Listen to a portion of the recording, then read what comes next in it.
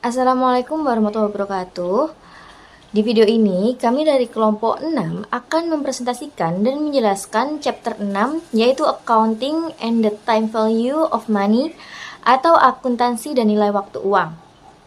Adapun anggota dari kelompok 6 yaitu yang pertama Kurota Ayuni Aulia Asari dengan NPM 259, Sheila Zanira Amalia dengan NPM 261, Dini Salsa Ramadhani NPM 264, Zarwanda Isnaini Hidayah NPM 270, Farantika Maulani NPM 288, Reva Syazra Falia NPM 289, Zafiratus Azahra NPM 290, dan Devlin Lufi Alfisya Azahra NPM 291. Yang pertama, kami akan membahas tentang konsep dasar nilai waktu. Definisi dari konsep dasar nilai waktu itu sendiri merupakan frasa nilai waktu uang ini menunjukkan hubungan antara waktu dan uang. Bahwa $1 yang diterima hari ini lebih berharga daripada $1 yang dijanjikan di masa mendatang. Mengapa? Karena adanya kesempatan untuk menginvestasikan dolar hari ini dan menerima bunga atas investasi tersebut. Namun, ketika memutuskan di antara alternatif investasi atau pinjaman, sangat penting untuk dapat membandingkan dolar hari ini dan dolar besok dengan dasar yang sama untuk membandingkan apple to apple. Investor akan melakukan hal itu dengan menggunakan konsep nilai sekarang yang memiliki banyak aplikasi dalam akuntansi. Mengenai penerapan konsep nilai waktu, IASB semakin mewajibkan penggunaan nilai wajar untuk mengukur aset dan kewajiban. Untuk level yang pertama, nilai wajar berdasarkan harga pasar aktif atau paling objektif. Lalu, yang kedua, poin kedua, jika tidak ada harga pasar, digunakan estimasi arus kas masa depan dengan teknik nilai sekarang. Estimasi ini termasuk level 3 atau yang paling subjektif, karena memiliki input yang tidak dapat diamati. Selanjutnya, kita akan membahas tentang pengukuran akuntansi berbasis nilai sekarang. Yang pertama adalah catatan, yaitu menilai piutang dan hutang jangka panjang yang tidak memiliki tingkat bunga yang dinyatakan atau lebih rendah dari suku bunga pasar.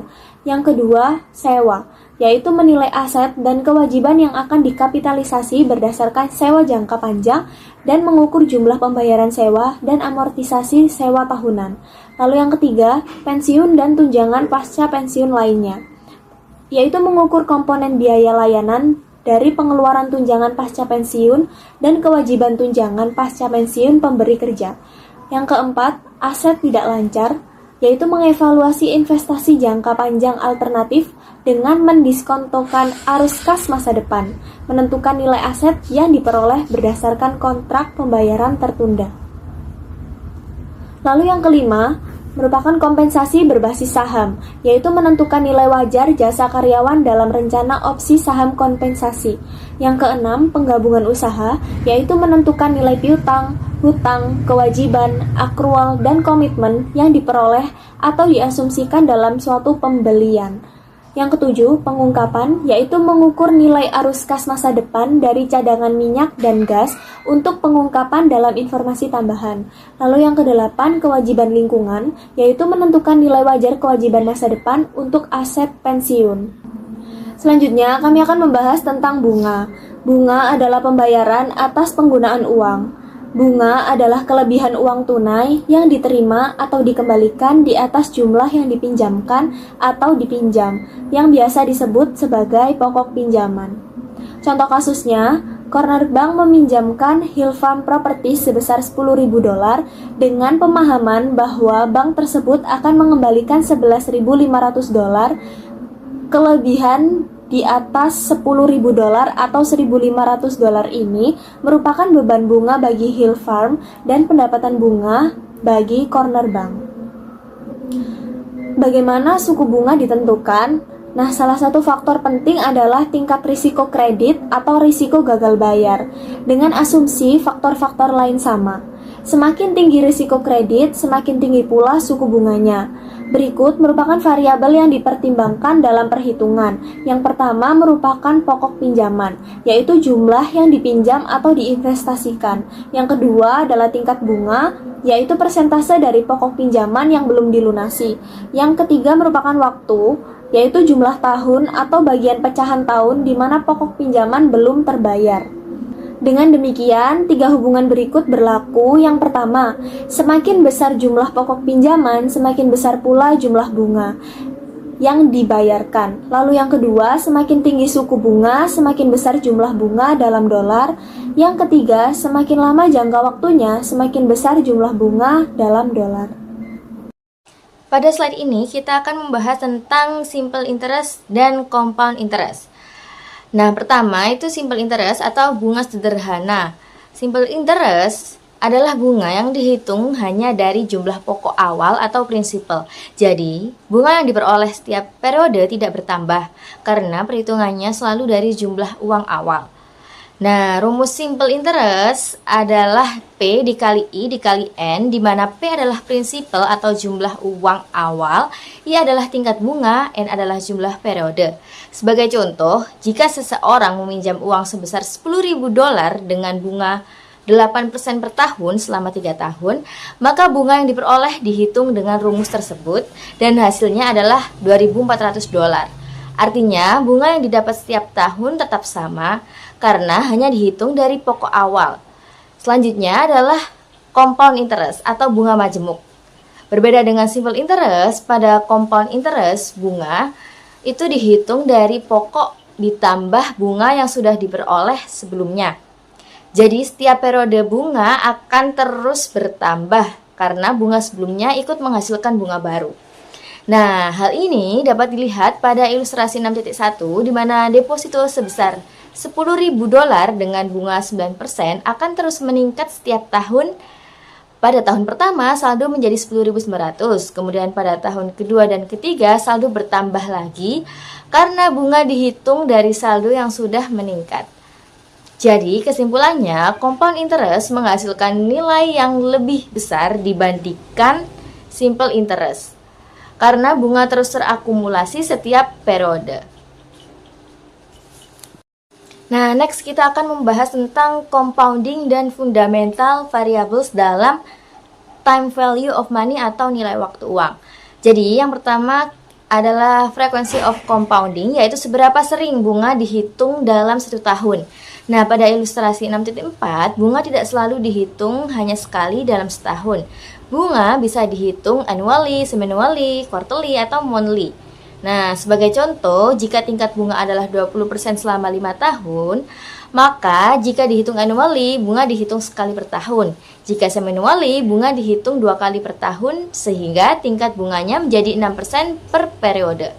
Jika quarterly, bunga dihitung 4 kali per tahun, dan jika monthly, bunga dihitung 12 kali per tahun. Kemudian pada ilustrasi 6.5 dijelaskan bahwa frekuensi compounding ini akan mempengaruhi hasil investasi. Semakin sering bunga dihitung, maka nilai akhir investasi akan semakin besar. Karena bunga yang diperoleh akan terus menghasilkan bunga baru pada periode berikutnya. Nah, selanjutnya adalah fundamental variables dalam perhitungan time value atau value of money.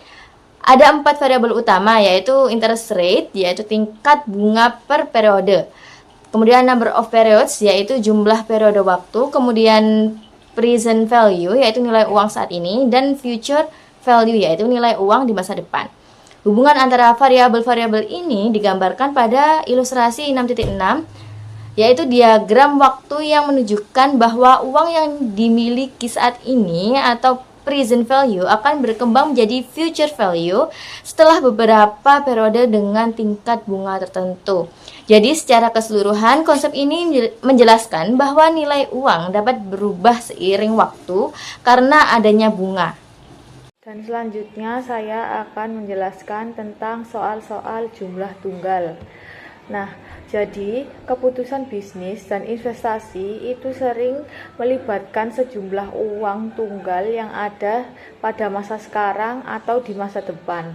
Nah, permasalahan ini biasanya terbagi menjadi 2, yaitu nilai masa depan dari jumlah sekarang dan nilai sekarang dari jumlah tunggal. Yang pertama, saya akan membahas materi tentang nilai masa depan dari jumlah sekarang. Jadi, menghitung nilai masa depan dari jumlah sekarang merupakan menghitung uang yang diinvestasikan saat ini dengan tingkat bunga dan periode tertentu. Jika menghitung nilai masa depan maka uang saat ini akan bertambah karena bunga, sehingga nilainya di masa depan menjadi lebih besar. Dan rumusnya yaitu yang tertera pada PPT tersebut, yang dimana nilai masa depan sama dengan nilai sekarang dikali dalam kurung faktor nilai N periode pada tingkat bunga I. Dan yang kedua, nilai sekarang dari jumlah tunggal.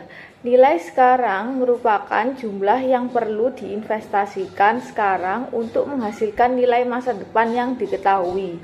Nah, dalam menentukan nilai sekarang, perusahaan bergerak mundur dalam waktu menggunakan proses diskonto sehingga nilainya lebih kecil dari jumlah di masa depan. Dan rumusnya yaitu pada yang tertera pada PPT tersebut, yang dimana nilai sekarang sama dengan nilai masa depan dikali dalam kurung faktor nilai sekarang untuk nilai N periode pada tingkat bunga I. Akan tetapi, dalam beberapa masalah penjumlahan tunggal, nilai masa depan dan nilai sekarang seringkali sudah diketahui, tetapi jumlah periode atau suku bunganya belum diketahui. Dalam situasi bisnis seperti ini, perhitungan dapat dilakukan untuk mencari variabel yang belum diketahui. Jadi, pada dasarnya, jika 3 dari 4 unsur, yaitu nilai masa depan, nilai sekarang, jumlah periode, dan suku bunga, sudah diketahui, maka unsur yang tersisa dapat dihitung menggunakan rumus nilai waktu uang. Pada slide ini saya akan menjelaskan tentang nilai masa depan atau future value, di mana future value adalah nilai uang di masa depan dari investasi yang dilakukan saat ini dengan menggunakan konsep bunga majemuk. Rumus yang digunakan adalah FV sama dengan PV dikali FVF dikali N, I, di mana PV adalah nilai sekarang, sementara FV adalah nilai masa depan, I adalah tingkat bunga, dan N adalah jumlah periode. Faktor FVF biasanya diperoleh dari tabel nilai masa depan untuk mempermudah perhitungan. Dalam menyelesaikan soal seputar nilai masa depan, ada 3 langkah yang bisa dilakukan. Yang pertama yaitu menentukan data apa saja yang diketahui, yaitu data PV, tingkat bunga, dan jumlah periode. Yang kedua, mencari faktor nilai masa depan pada tabel sesuai bunga dan periode. Dan yang terakhir, menggunakan rumus yang tadi sudah saya jelaskan pada slide sebelumnya, yaitu FV sama dengan PV dikali FVF untuk menghitung nilai masa depan. Jika yang dicari adalah tingkat bunga atau jumlah periode, maka kita dapat menghitung menggunakan rumus FVF sama dengan FV dibagi PF, lalu mencocokkannya dengan tabel. Terdapat contoh soal dari nilai masa depan anuitas biaya, yaitu investasi sebesar 50.000 dengan bunga 6% selama 5 tahun. Dari tabel diperoleh faktor 1,33823. Maka perhitungan penyelesaiannya yaitu FV sama dengan 50.000 dikali 1,33823. Sehingga menghasilkan 66.912. Artinya setelah 5 tahun investasi tersebut akan bernilai sekitar 66.912. Selanjutnya saya akan menjelaskan mengenai anuitasnya sekarang. Yang pertama ada nilai sekarang dari anuitas biasa. Nilai sekarang dari anuitas biasa adalah jumlah uang yang saat ini setara dengan serangkaian pembayaran yang sama di masa depan. Biasanya digunakan dalam konsep waktu nilai atau time value of money. Pembayaran ini dilakukan di akhir setiap periode. Contohnya seperti pembayaran sewa, cicilan pinjaman, ataupun penerimaan kas tahunan. Nah, rumus dari nilai sekarang dari anuitas biasa adalah PV sama dengan R kali dalam kurung PVF dikurangi OAN, I dalam kurung. Yang artinya PV adalah nilai sekarang, R adalah pembayaran periodik, PVF kurang OA adalah faktor nilai sekarang dari anuitas, N adalah jumlah periode, dan I adalah tingkat bunga. Nah, selanjutnya ada contoh perhitungan kasus yang dimana penerimaan sewa sebesar 6 juta dolar akan diterima pada akhir setiap tahun selama 5 tahun mendatang. Masalahnya adalah tunjukkan situasi di dalam bentuk diagram waktu dan tentukan nilai sekarang dari pembayaran ini setelah didiskon sebesar 6%. Nah, dari perhitungannya, dari diagram waktunya ditemukan bahwa I sebesar 6% dan N sebesar 5%. Cara pengerjaannya sendiri, yang pertama kita harus mencari terlebih dahulu apa saja yang diketahui. Yang pertama ada penerimaan sewa sebesar 6 juta dolar per tahun, lama waktu 5 tahun, tingkat bunga 6% dan pembayaran diterima di akhir setiap periode. Langkah perhitungannya, yang pertama kita cari dulu faktor tabel. Nah, rumusnya adalah PVF dikurangi OA 5,6%. Nah, ditemukan hasil 4,21236. Yang kedua, kita menggunakan rumus yakni PV sama dengan 6.000 dikali 4,21,236. Yang ketiga, kita bisa menemukan hasilnya yakni 25.274,16 dolar. Kesimpulannya, nilai sekarang dari penerimaan sewa selama 5 tahun adalah 25.274,16 dolar jika didiskonto dengan bunga sebesar 6%. Di sini saya akan menjelaskan mengenai nilai sekarang pada anuitas jatuh tempo. Nah, nilai sekarang dari anuitas jatuh tempo adalah total nilai saat ini dari serangkaian pembayaran di masa depan yang dilakukan pada setiap awal periode. Nah, bisa dilihat pada tabel 6.31 terdapat perbandingan antara nilai sekarang anuitas biasa dengan anuitas jatuh tempo. Nah, ini terdapat 5 periode dengan tingkat bunga sebesar 12%. Nah, untuk mendapatkan nilai sekarang dari anuitas jatuh tempo, kita perlu mengalihkan antara nilai sekarang dari faktor anuitas biasa dengan 1 ditambah suku bunga. Nah, 1 ditambah suku bunga yaitu 1 plus I, dimana 1 ditambah I tingkat bunganya sebesar 12%, menghasilkan angka sebesar 1,12.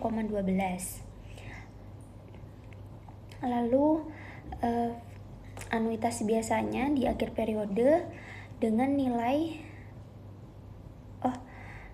sebesar 3,60478 dan anuitas jatuh temponya dengan nilai pada akhir periode atau periode kelima sebesar 4,03735. Nah, 4,03735 ini dikalikan dengan 3,60478 dikali dengan 1,12, yaitu dari suku bunganya tadi. Nah, selanjutnya di tabel nomor 6.32 yaitu masalah nilai sekarang anuitas jatuh tempo. Nah, di mana Space Odyssey menyewa satelit komunikasi selama 4 tahun dengan biaya sewa tahunan. Pembayarannya sebesar 4,8 juta yang dilakukan pada setiap awal tahun. Nah, bisa dilihat di tabel terdapat 4 periode dengan tingkat bunga sebesar 5%. Nah, untuk melakukan perhitungannya, yang pertama kita perlu tahu nilai sekarang dari anuitas biasa sebesar 1 untuk 4 periode tingkat bunga 5%, itu sebesar 3,5495. Nah, itu bisa dilihat di tabel 6.4. Lalu yang kedua, kita perlu mengetahui suku bunganya. Nah, suku bunga ini diketahui dengan cara 1 plus I tadi, yaitu 1 ditambah 5%, jadi menghasilkan 1,05. Nah, 3,5495 dikalikan dengan 1,05. Di sini menghasilkan angka sebesar 3,72325. Nah, ini merupakan nilai sekarang dari anuitas jatuh tempo sebesar 1 untuk 4 periode.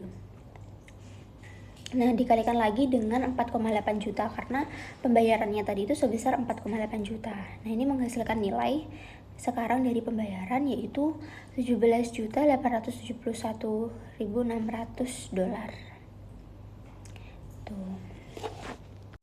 Di sini saya akan menjelaskan dari contoh soal.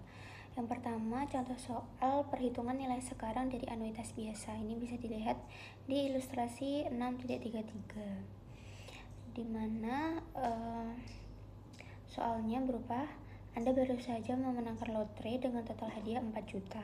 Anda mengetahui bahwa Anda akan menerima cek senilai jumlah tersebut dari $200.000 di akhir setiap tahun selama 20 tahun berikutnya. Berapa jumlah yang sebenarnya Anda menangkan?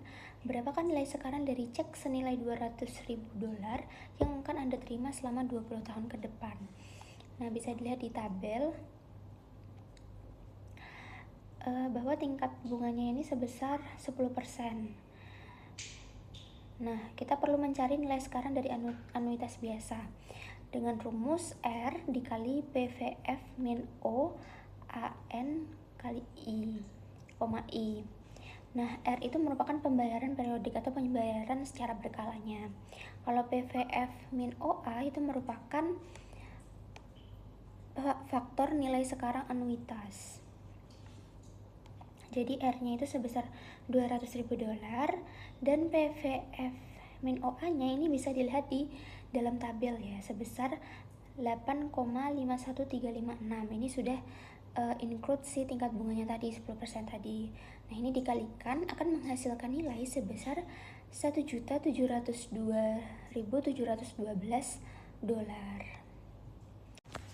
Nah, untuk soal selanjutnya di sini berupa soal mengenai tingkat bunga, dimana kita perlu mencari nilai dari tingkat bunga itu. Nah, dalam tabel, dalam ilustrasi 6.34 diketahui bahwa present value sebesar 528,77 dengan pembayaran tiap periode atau R-nya sebesar 50, jumlah periode selama 12, dan I-nya atau bunganya ini yang kita cari. Nah, ini menggunakan rumus nilai sekarang dari anuitasnya, yaitu 528,77 sama dengan R atau 50 dikalikan PVF min OA-nya 12,1. Nah, ini akan menghasilkan angka sebesar 10,57540. Nah, karena periodenya itu selama 12 periode dan